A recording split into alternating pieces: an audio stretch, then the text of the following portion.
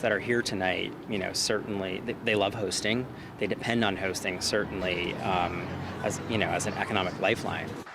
There's a growing number of people opening their homes through Airbnb right here in Western New York. A group of them met tonight. They talked about allowing Airbnb to collect the hotel occupancy tax. It would require changes to state law. News 4's Callan Gray is here to explain. Callan? Melina, in Erie County, there are more than 215 Airbnb listings, and that number continues to grow. Right now, those hosts have to pay the hotel occupancy tax, but Airbnb says if they take over the responsibility, millions of dollars would go back into local communities.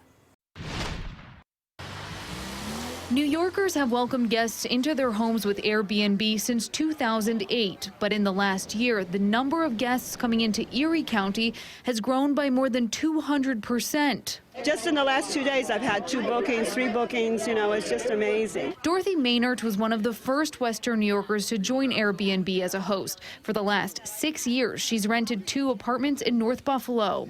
And I just opened up a new one down in Olean. In St. Bonaventures, and I opened it up in the beginning of September, and I've already had 2 bookings. She's now part of the newly formed Buffalo Airbnb Host Club. We just love it. My wife, used to do some extra works here and there.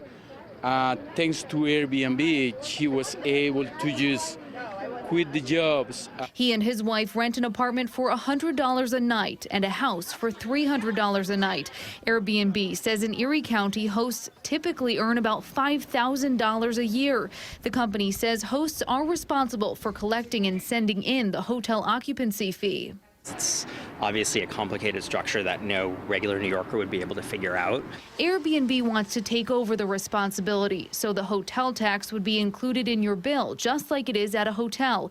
But it would require changing state law to allow home sharing companies like Airbnb to collect and remit the tax. We've projected that tens of millions of dollars would go back into local communities around the state.